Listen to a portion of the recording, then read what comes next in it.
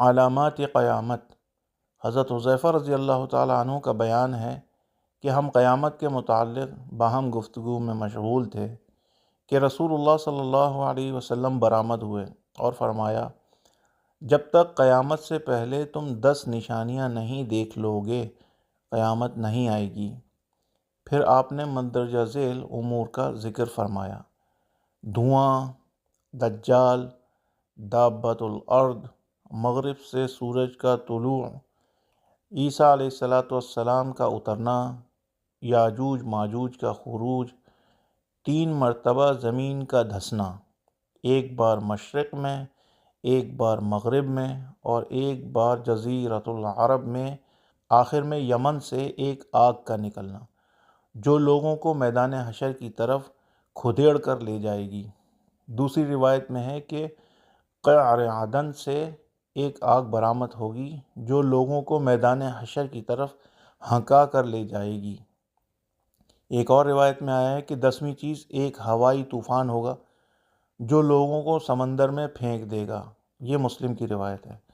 حضرت عبداللہ بن عمر کا بیان ہے کہ میں نے خود رسول اللہ صلی اللہ علیہ وسلم کو فرماتے ہوئے سنا، سب سے پہلی نشانی مغرب سے طلوع آفتاب اور دن چڑھے دابۃ الارض کا خروج ہوگا۔ ان دونوں علامتوں میں سے جو بھی پہلے ہو جائے گی فوراً اس کے پیچھے دوسری علامت بھی آ جائے گی۔ یہ روایت بھی مسلم کی ہے۔ حضرت نواس بن سمعان کا بیان ہے کہ رسول اللہ صلی اللہ علیہ وسلم نے دجال کا ذکر کیا اور فرمایا، اگر میری موجودگی میں وہ برآمد ہو گیا تو میں تمہاری طرف سے اس سے نمٹ لوں گا، اور اگر میں نہ ہوا اور وہ نکلا تو اس وقت ہر شخص اپنا دفاع کرے، ہر مسلمان کا میرے بجائے براہ راست اللہ نگہبان ہے۔ دجال جوان زولیدہ منہ ہوگا جس کی ایک آنکھ باہر کو ابھری ہوئی یعنی پھولے والی ہوگی، گویا عبدالعزیٰ بن قطن سے میں اس کو تشبیہ دے سکتا ہوں۔ اگر تم میں سے کوئی اس کو پالے تو سورہ کہف کی ابتدائی آیات اس پر پڑھے، وہ آیات دجال کی فتنے سے پڑھنے والے کے لیے بچاؤ ہو جائیں گی۔ دجال شام اور عراق کے درمیان خلا سے برآمد ہوگا، دائیں بائیں تباہی مچائے گا۔ اللہ کے بندو تم ایمان پر جمے رہنا۔ ہم نے عرض کیا، یا رسول اللہ صلی اللہ علیہ وسلم، اس کا قیام زمین پر کتنی مدت ہوگا؟ فرمایا 40 روز، اس میں ایک دن 1 سال کے برابر، ایک دن 1 ماہ کے برابر، ایک دن 1 ہفتے کے برابر، اور باقی دن تمہارے انہی دنوں کی طرح ہوں گے۔ ہم نے عرض کیا، جو دن 1 سال کے برابر ہوگا کیا اس میں ایک دن کی نمازیں ہوں گی؟ فرمایا نہیں، اس کا اندازہ کر لینا۔ ہم نے عرض کیا، یا رسول اللہ صلی اللہ علیہ وسلم، وہ زمین میں کتنی تیز رفتار سے چلے گا؟ فرمایا جیسے ہوا اپنے پیچھے بارش لاتی ہے۔ بعض لوگوں کی طرف سے جب اس کا گزر ہوگا تو وہ اس پر ایمان لے آئیں گے، اس پر آسمان اس کے حکم سے ان پر مینہ برسائے گا اور زمین سبزہ پیدا کر دے گی۔ ان کے مویشی شام کو جنگل سے واپس آئیں گے تو ان کے تھن دودھ سے خوب بھرپور اور کوکیں پھولی ہوئی ہوں گی، یعنی موٹے ہو جائیں گے۔ پھر کچھ اور لوگوں کی طرف سے گزرے گا اور ان کو دعوت دے گا، مگر وہ دجال کی دعوت کو رد کر دیں گے۔ جب دجال ان کے پاس سے واپس ہوگا تو وہ سب کال میں مبتلا ہو چکے ہوں گے، مال بالکل ختم ہو چکا ہوگا، ان کے پاس کچھ نہ ہوگا۔ دجال ویرانے کی طرف سے گزرے گا، وہ اپنے دفینے باہر نکال دے گا، فوراً سارے خزانے اس کے پیچھے ہو لیں گے جیسے شہد کی مکھیاں یا عصوب کے پیچھے ہوتی ہیں۔ پھر دجال ایک شخص کو بلائے گا جو جوانی سے بھرپور ہوگا، تلوار سے اس کے 2 ٹکڑے کر کے الگ الگ بقدر نشانہ تیر پھینکے گا، پھر اس کو بلائے گا تو وہ شگفتہ روح ہنستا ہوا سامنے سے آ جائے گا۔ دجال اپنی اسی حالت میں ہوگا کہ اللہ مسیح بن مریم علیہ السلام کو بھیجیں گے۔ مسیح دمشق کے شرقی جانب سفید مینارہ کے پاس 2 فرشتوں کے بازوؤں پر دونوں ہاتھوں کا سہارا دیے اتریں گے۔ سر جھکائیں گے تو چاندی کے موتیوں کی طرح پسینے کے قطرے ٹپکیں گے، اور سر اٹھائیں گے تب بھی موتیوں کی طرح چہرے سے قطرے بہیں گے۔ جس کافر کو ان کی سانس کی ہوا پہنچے گی وہ مر جائے گا، اور ان کے سانس کی رسائی وہاں تک ہوگی جہاں تک نظر کی پہنچ ہوگی۔ مسیح دجال کو ڈھونڈیں گے اور باب لد کے پاس اس کو پا کر قتل کر دیں گے۔ پھر عیسیٰ علیہ السلام کے پاس کچھ لوگ آئیں گے جن کو اللہ نے دجال سے محفوظ رکھا ہوگا۔ عیسیٰ علیہ السلام ان کے چہروں سے غبار صاف کریں گے اور جنت میں ملنے والے ان کے مراتب بیان کریں گے۔ اس کے بعد اللہ عیسیٰ علیہ السلام کے پاس وحی بھیجے گا کہ اب میں نے اپنے کچھ بندے ایسے پیدا کر دیے ہیں جن سے لڑنے کی کسی میں طاقت نہیں۔ تم میرے ان نیک بندوں کو سمیٹ کر طور کی جانب لے جاؤ۔ اس کے بعد اللہ یاجوج ماجوج کو بھیج دے گا جو ہر ٹیلے کے پیچھے سے پھیلتے جائیں گے۔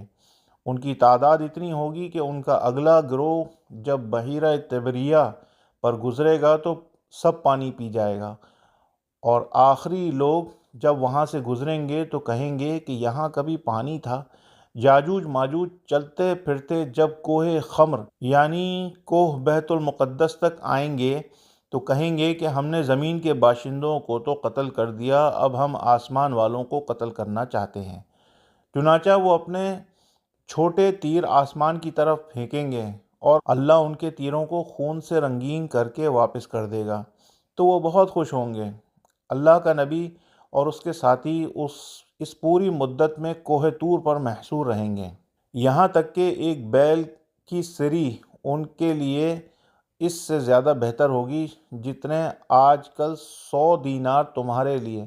اس کے بعد اللہ کے نبی عیسیٰ علیہ السلام اور ان کے ساتھی دعا کریں گے تو اللہ یاجوج ماجوج کی گردنوں میں گٹھلیاں پیدا کر دے گا، جن کی وجہ سے سب کے سب ایک آدمی کی طرح صبح کو مر جائیں گے۔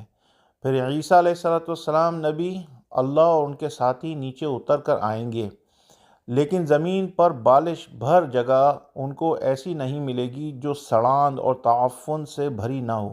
عیسیٰ نبی اللہ اور ان کے ساتھی اللہ سے دعا کریں گے تو اللہ کچھ پرندوں کو بھیج دے گا جو بختی اونٹوں کی گردنوں کی طرح لمبے لمبے ہوں گے۔ یہ پرندے ان کو اٹھا کر لے جائیں گے اور جہاں اللہ کی مرضی ہوگی پھینک دیں گے۔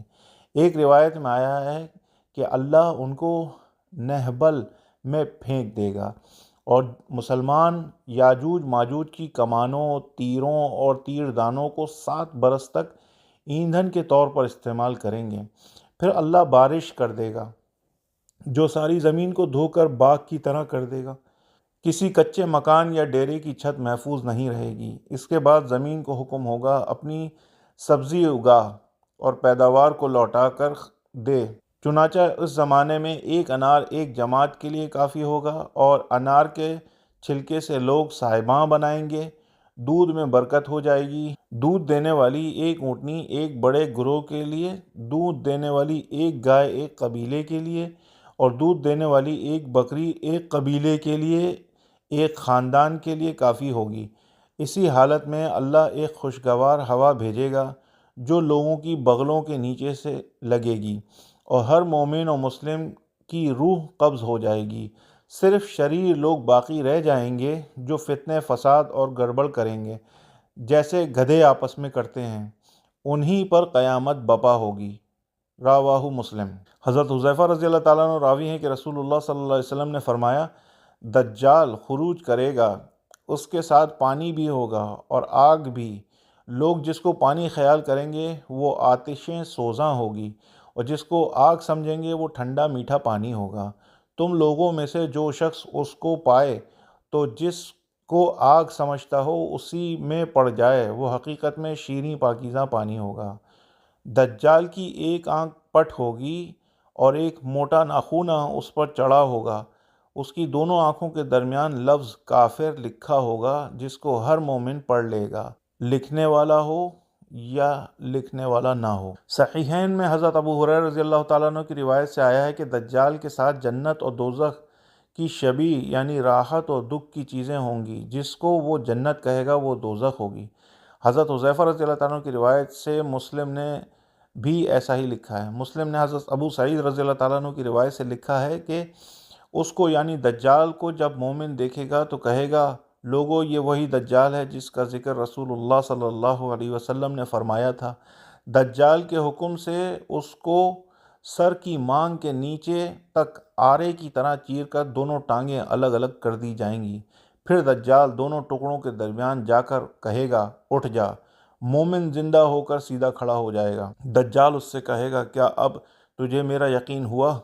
مومن کہے گا، تیرے اس فعل سے تو میری بصیرت اور بڑھ گئی، یقیناً تو دجال ہے۔